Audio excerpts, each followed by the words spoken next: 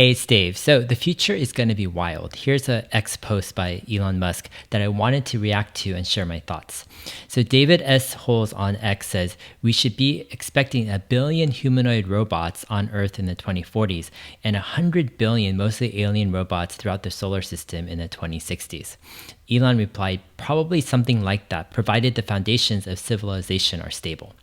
Now, I wanted to focus on this idea of 1 billion robots in the 2040s. The 2040s are not that far out, maybe 20 years or so. So is it really realistic to expect 1 billion humanoid robots on Earth in 20 years? Now, many people will think it's going to be a long shot to even see 1 million humanoid robots in 20 years. And I understand where they're coming from. We've seen robot prototypes for decades. Think about Boston Dynamic robots who do flips and fancy dance routines, but these robots never end up in our daily lives.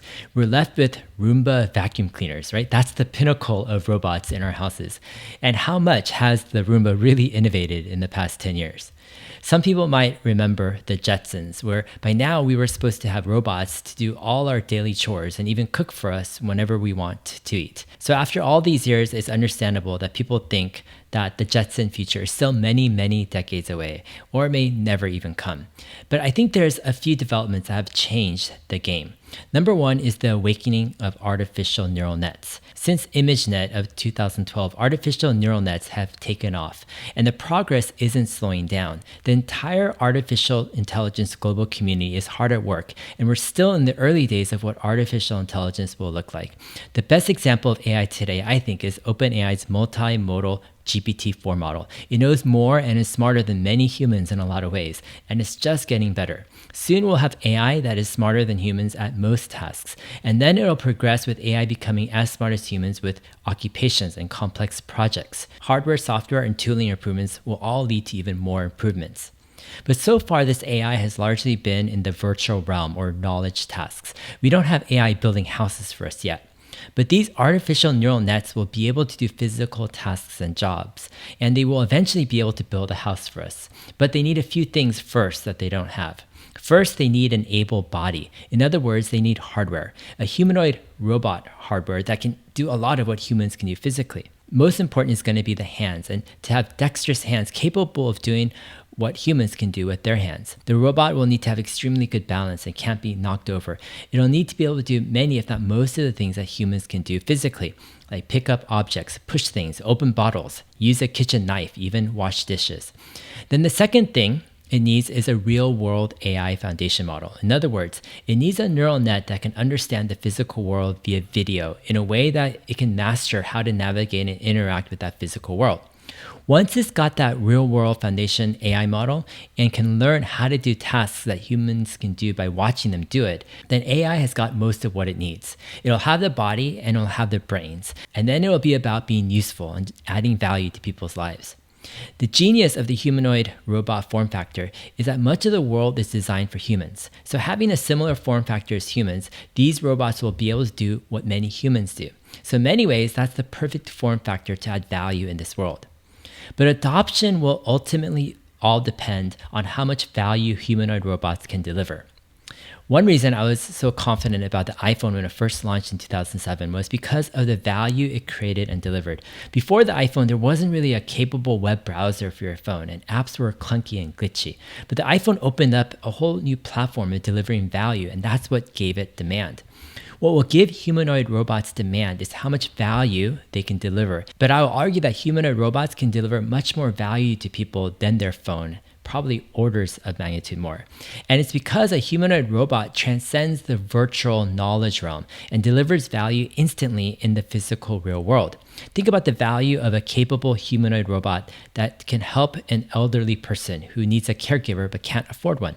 The humanoid robot can help with tasks, chores, cleaning, cooking food, bathing, going to the bathroom, etc. But it doesn't stop there. The humanoid robot can also provide companionship and talk with the person throughout the day. It's literally life-changing, and that value is extremely high. Think of all the older people in the world that would appreciate some help.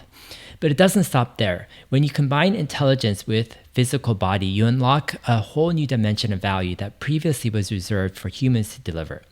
That's why I think the demand for a truly capable humanoid robot will be immense, far greater than most people think. So why a billion humanoid robots in 20 or 25 years?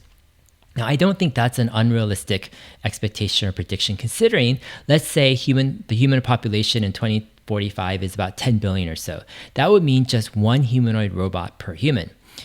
So let's compare that to vehicles. Currently, there are about 1.5 billion cars in the world. So that's about one vehicle for every 5 people. And I would posit that a humanoid robot, especially in 20 years, will add much, much more value to people's lives than a car. Some people might say, how can companies make a billion humanoid robots? But making a humanoid robot will be significantly simpler than making a vehicle. It's much less parts, less mass, doesn't need as much labor, and it doesn't need big factories as well. I think scaling humanoid robot production can be a lot faster than scaling production of vehicles. So let's say we do have a billion humanoid robots in 20 years or so. Which companies will benefit? I think the competition for humanoid robots will be intense. It's such a huge market. And I wouldn't be surprised if we see announcements from almost every major tech company in the next several years. But I do think Tesla is in the best position, and for a few reasons. One, Tesla has been working on their brain for many years. They've got the FSD computer, the neural nets, a real world foundation AI model. Sure, a humanoid robot requires additional training, but it builds on what Tesla has been working on. Second, Tesla has some of the best hardware engineers in the world. Over the past several years, decade or so, Tesla has attracted some of the best engineering talent out there. And this is across many fields: motors, inverters, electronics, and so on. They're able to design and build and also scale their engineering. Third, Tesla has plenty of internal use cases to test their humanoid robots as well. They can put the humanoid robot to work making mega packs and cars, unloading trucks, etc. There's a ton of use cases. Fourth, I think Elon Musk brings a unique combination of seeing the future clearly, coming up with the right strategy, and ambitiously going for it. It's a rare combo to bring all of that together. Elon, he sees where humanoid robots are headed, and he knows what's important. For example, his goal of Optimus threading a needle right by the end of 2024, it's extremely practical and will unlock a ton of use cases for the robot. And Elon knows that the important thing is to scale production, and that's why Optimus is designed for mass production, and it's not just a research project. Currently, the 3 most important projects at Tesla, in my opinion, are number 1, Optimus, number 2, FSD, and number 3, their next generation vehicle platform.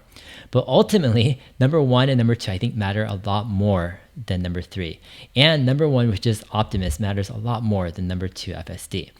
In fact, I think maybe each priority is an order of magnitude more important than the other. Of course, these are just super rough figures, but that's just my current thoughts at the moment. So if we zoom out a bit, let's say to 20 years, I think the humanoid robot will be the greatest and the most useful product ever in history. And I think we'll see at least a billion of them, and they will transform and change many lives. The potential, I think, for Tesla as a company is immense, especially if they're able to focus and execute well, right, toward delivering a very compelling and useful humanoid robot. In some ways, modeling financials off of humanoid robots can seem like stretching things because the product isn't being sold right now. But that doesn't mean it doesn't have value for investors in Tesla. For some people, they might be highly confident that Tesla will be a major leader in humanoid robots. And for them, they can model a variety of financial models. One simple one is to calculate, let's say, Tesla making a profit of $5,000 to $10,000 per robot per year in some kind of subscription model. If it's, let's say, $10,000 a year, then for every million humanoid robots that Tesla has and services, they'll be earning $10 billion in profit. Give it a conservative 20 multiple, and that adds $200 billion in market cap for every million humanoid robots. And it's up to each investor to assign their own probabilities of how they see the future turning out. The great thing is that there's a wide discrepancy of what the future looks like to different people. And if one is able to somehow get a more accurate view of the future, then that's a big advantage with investing. On the flip side, make mistakes on how you view the future and it can lead to poor investments. Overall, I think we're at the very beginning of the AI robotics revolution. We're really going to see a huge onslaught of improvements in robotics, especially as artificial neural nets cross over into interacting with the physical world via the humanoid robot form factor. And then there's still a lot of questions ahead for Tesla and Optimus. Will Elon Musk get the voting power, right, the 25% or so that he wants to feel comfortable with developing AI and robotics at Tesla? My general thoughts on this are a fewfold. First, I think most of these issues it's best to leave it to the board. Tesla's board of directors have shown themselves to be competent, and I think this is one of their main jobs, determining the compensation of the CEO. I think the board can talk with Elon, key investors, and others and figure out an incentive plan that makes sense both to Elon, Tesla, and investors. If somehow Tesla could have dual class voting shares, then I think it would make it even easier to reach the voting share goal that Elon wants.